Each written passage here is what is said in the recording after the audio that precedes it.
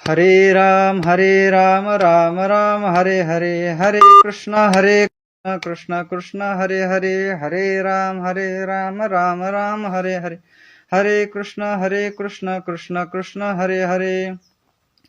पुंडलिक वरदे हरि विठ्ठल, श्री ज्ञानदेव तुकाराम, पंढरीनाथ भगवान की जय. माऊली ज्ञानेश्वर महाराज की जय. जगद्गुरु तुकाराम महाराज की जय. जय जय संत गुरुबा काका महाराज की जय. काया वाचा मन एकविध करी, एक देह धरी नित्य सुख. अनेकत्व सांडी आहे ते ब्रह्मांडी रूप तुझे. निर्वासना बुद्धी असता एकपणे, सहज भोगने ऐक्य राज्य. म्हणे गोरा कुंभार नाही रूपरेख, तेची तुझे सुख नाम देवा. अनेकत्व सांडी आहे ते ब्रह्मांडी रूप तुझे. प्रस्तुत प्राप्त प्रसंगी, प्राप्त स्थळी आणि प्राप्त वेळी. आज फेसबुक ऑनलाईन प्रवचन सेवा सोहळा उत्सव मागे गणेशनाथ महाराजांच्या अभंगावरील आपण अनेक प्रकारचे अभंगावर चिंतन झालेलं आहे. अनेक महात्म्यांनी त्या महाराजांच्या अभंगावर चिंतन करण्याचा योग आलेला आहे आणि त्याकरवी असं उगत जोड म्हणून संत गोरोबा काका यांच्याही अभंगावर प्रवचन सेवा करण्याचा योग आमच्याकडे आलेला आहे.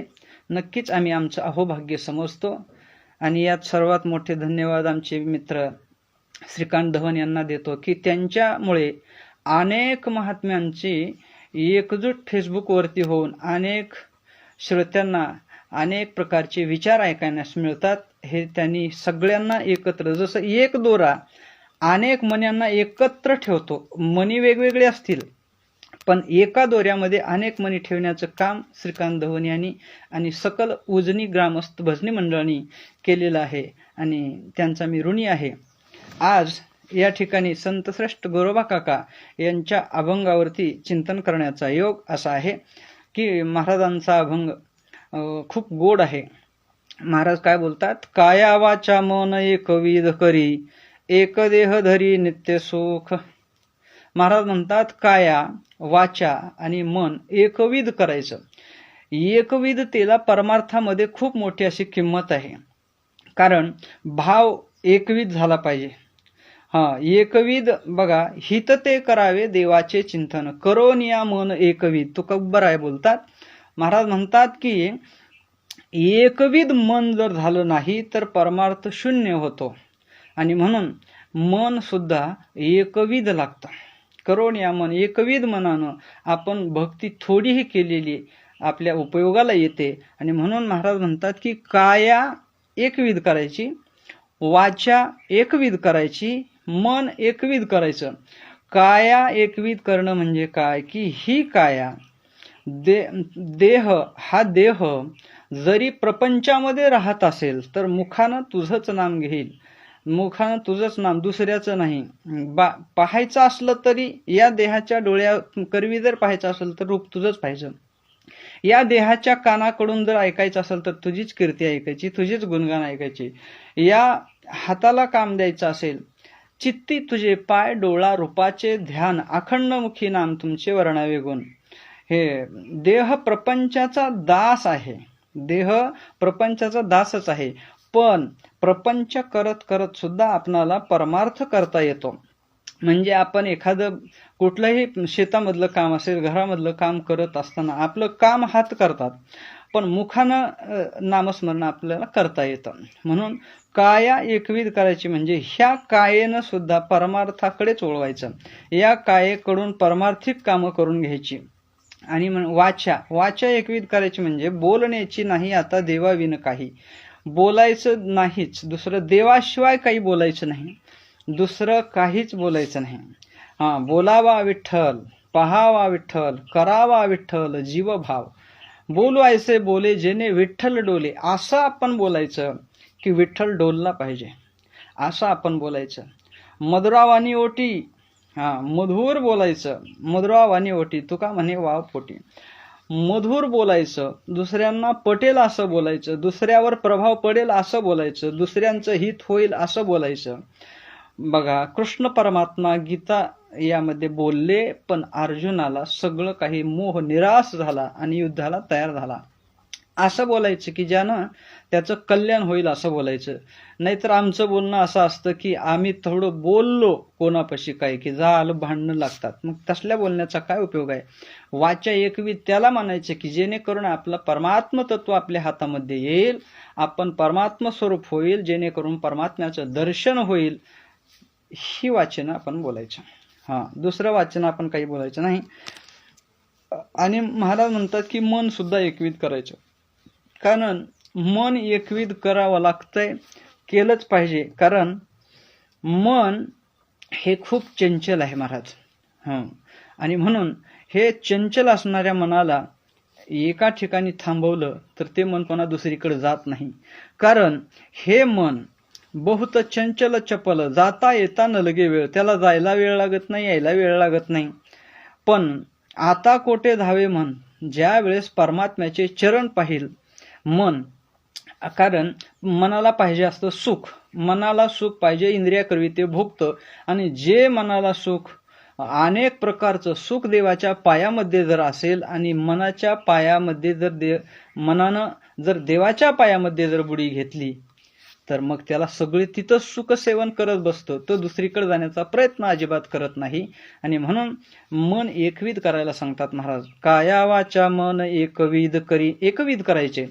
एक देह धरी नित्य सुख, एक देह धरी नित्य सुख. कारण अनेक देहामध्ये गेल्यानंतर, दुसऱ्या देहामध्ये गेल्यानंतर ज्ञान नाही. म्हणून मनुष्य एक देह धरलाय ना, मनुष्य एक देह धरलाय तर याच्यामधूनच नित्य सुखाची प्राप्ती आपण करतून घेता येते. हे देह अविनाशी करता येतो महाराज. अविनाशी करी आपुली ऐसे, लावी मना पिसे गोविंदाचे. हा देह नासका आहे, विनाशी देह आहे, पण तरी सुद्धा हा देह अविनाशी आपणाला करता येतो. तुकोबरायाचं खूप मोठं उदाहरण आहे महाराज. हे मानवी दिव्य शरीर जाता येत नाही घेऊन कोणाला, पण तुकोबरायाने या मानवी देहासहित घेऊन वैकुंठाला गेले आणि पुन्हा 4 वेळेस या भूतलावर तुकोबराय आले.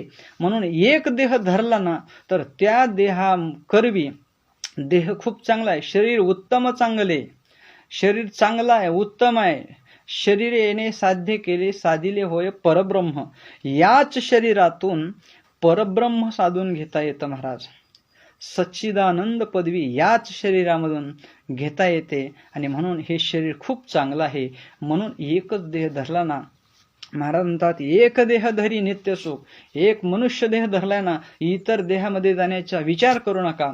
हा देहाला दुसऱ्या देहात जायची गरजच भासू नये. याच देहामध्ये पूर्ण सुख, पूर्ण परब्रह्म सुख आपल्या हाती यावं असं आपण करायचं. त्याच्यासाठी काया वाचा मन एकविध करायला लागतं असं गरोबा काका म्हणतात. अनेकत्व सांडी, अनेकत्व सांडी.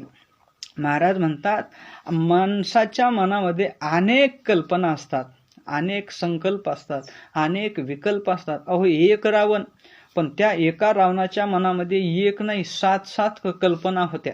काय? स्वर्गाला शिडी बांधन, काळावर मात करन, सोन्याला सुगंध देईन, मदिरा दुर्गंधहीन करीन, अनेक प्रकारचे समुद्राचं पाणी गोड करीन. हे अनेक प्रकारच्या संकल्पना होत्या, पण त्याच्याने एकही पूर्ण झाल्या नाहीत. नाही झाल्या तेही बरं झालं.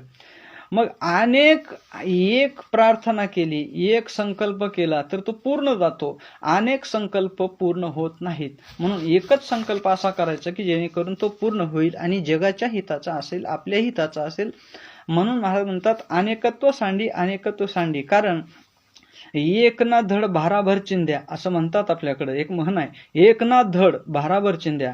म्हणजे धड एकही नाही आणि चिंध्या तर भाराभर होतात, पण कुठलंही काम साध्य होत नाही. म्हणून अनेक मार्ग आहेत, अनेक मार्ग आहेत, ते अनेक मार्ग सांडा. एकनाथ महाराज म्हणतात की वावगे मार्गे नका जाऊ. एका जनार्दनी सांगे वावगे मार्गे नका जाऊ. अनेक मार्गाने जाऊ नका. मार्गातलं अनेकत्व सांडून टाका, विकारातलं अनेकत्व सांडून टाका. आपल्या दोषाचं अनेकत्व असेल ते सांडून टाका, अवगुणांचं अनेकत्व असेल तर तेही सांडून टाका, आपल्या कर्मांचं अनेकत्व असेल तर तेही सांडून टाका, आपल्या गुणाचं अनेकत्व असेल तर तेही सांडून टाका. सगळ्या बाबतीत जे अनेकत्व आहे ते आपण सांडून टाकलं पाहिजे आणि परमात्म प्राप्ती करून घेतली पाहिजे. आणि म्हणून महाराज अट्ठासानं म्हणतात की अनेकत्व सांडी, अनेकत्व सांडी आहे ते ब्रह्मांडी रूप तुझे. अहो, या ब्रह्मांडामध्ये परमात्म्याचं रूप आहे. जिकडं बगल तिकडं परमात्म रूप आहे महाराज. कण कण में है भगवान, कणा कणामध्ये परमात्मा विराजमान आहे. एवढा मोठा परमात्मा आहे, खूप मोठा परमात्मा आहे. आणि या ब्रह्मांडामध्ये क्षणाक्षणात आणि कणाकणामध्ये भरून उरलेला आहे तो.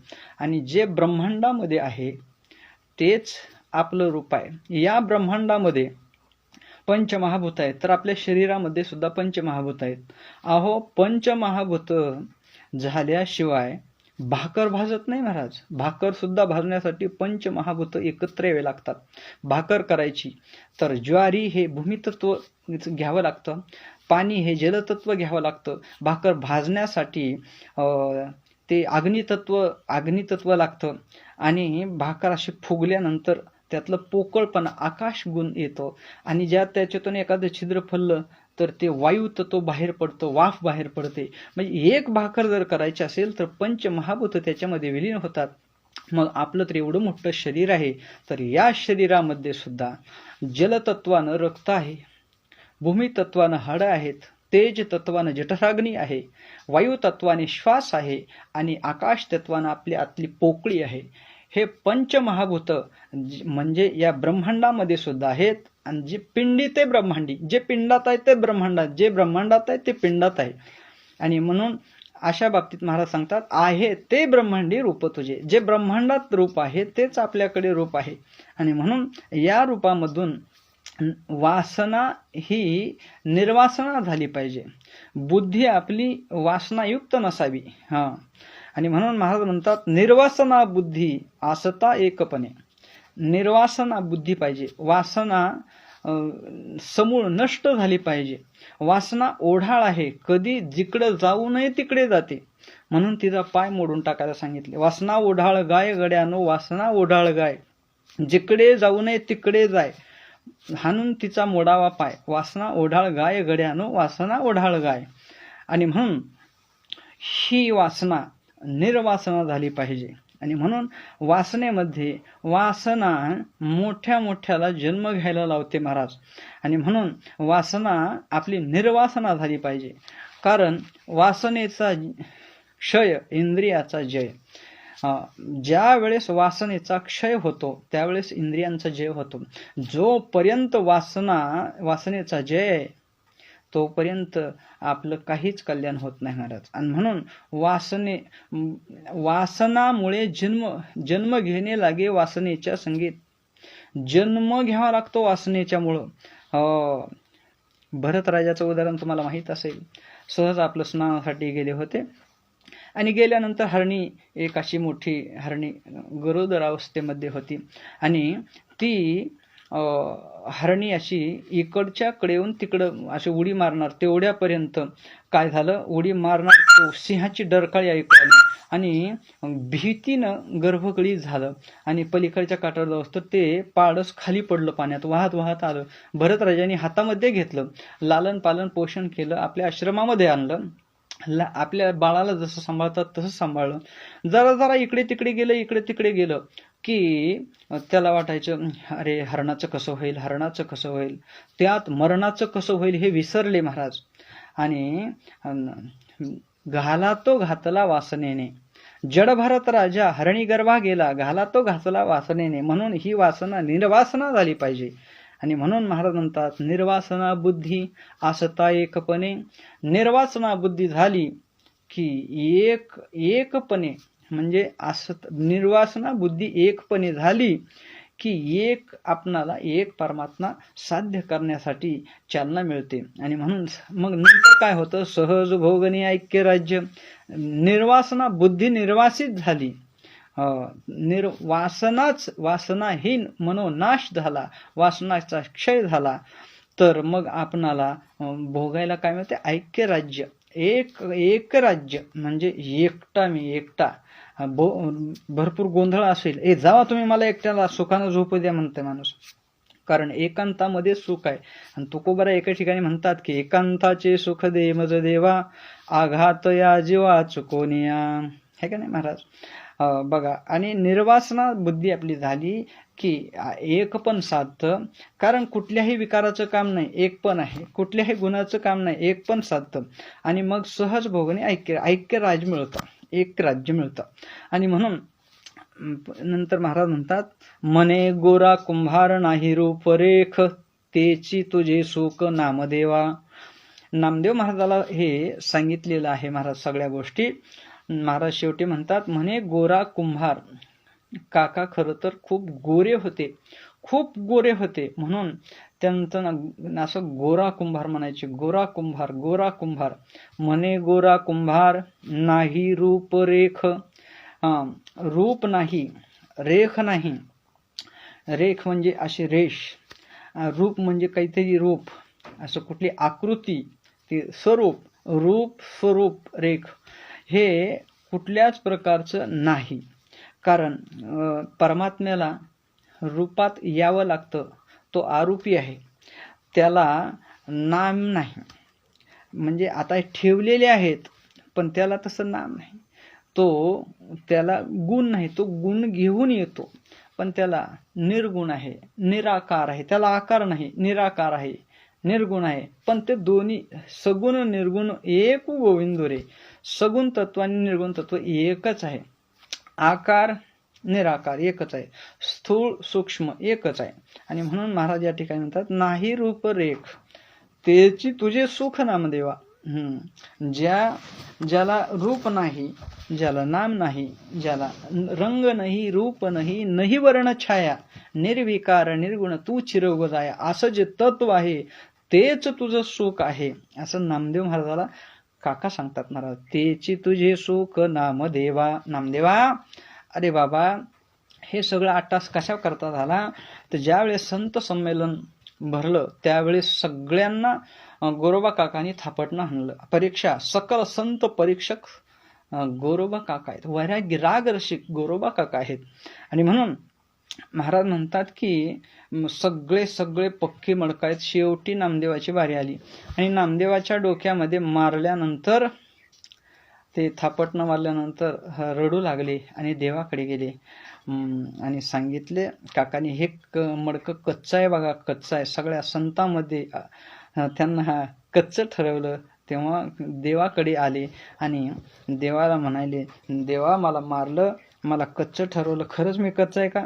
देवाने डोक्यावरून हात फिरवला नामदेवाच्या आणि सांगितलं, नामा, अरे खरंच रे, तू कच्चा आहेस. तुला इथलं माझी जवळीक जरी असली, तुझ्या हातची खीर खाल्ली, तुझ्या हातचं दूध पिलं, तुझ्या हातचा नैवेद्य खाल्ला असला तरी सुद्धा इथंच ज्ञान आहे, हे सगुण साकाराचं ज्ञान आहे. तुला निर्गुण निराकाराचं ज्ञान नाही किंवा इतर वस्तूमधलं ज्ञान नाही.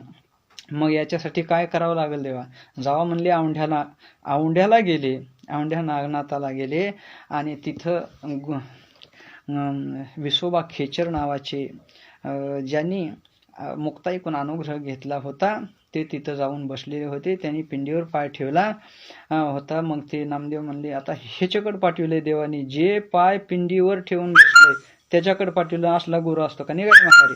ते म्हणले, नामदेवा, अरे माझं वय झालंय, हे पाय उचलून जरा बाजूला करा थोडे पाय उचलून.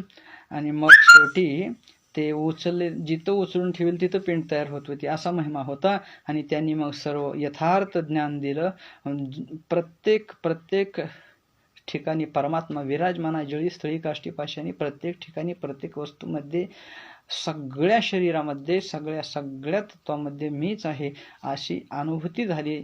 तेव्हा देव सगळीकडे आहे असं कळल्यानंतर पंढरपूरला नामदेव महाराज आले आणि नामदेवराय वाळवंटामध्ये स्वयंपाक करू लागले. चपात्या केल्या आणि चपात्याचं दुठ्ठ एका श्वान रूपी देवानी येऊन घेऊन चालले. तेव्हा देवानी परीक्षा घ्यायचं ठरवलं होतं की ना, मला आता तरी माझी ओळख खरी झाली का नाही.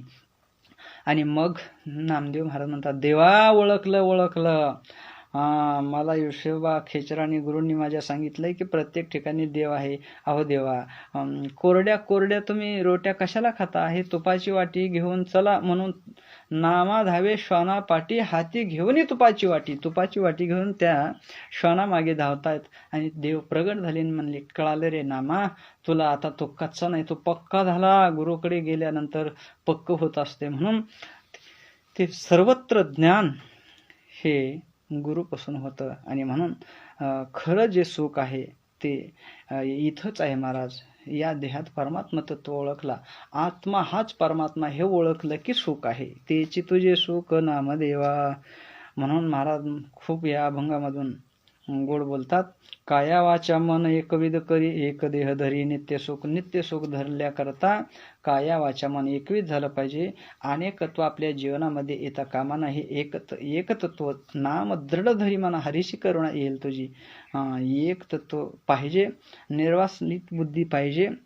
निर्वासित बुद्धी झाली की एक पण सहज कुठल्याही ऐक्यराज आपणाला भोगता येतं. सहज आपणाला ऐक्य सुखाची प्राप्ती होते. हीच गोष्ट महाराज नामदेव महाराजाला सुद्धा सांगतात. म्हणे गोरा कुंभार नाही रूपरेख, तेची तुझे सुख नामदेवा. जे सुख आहे आपलं, जे पिंडी ते ब्रह्मांडी आहे ते ब्रह्मांडी रूप तुझे. प्रत्येक ठिकाणी ब्रह्मतत्व आहे, व्यापून भरलेलं आहे.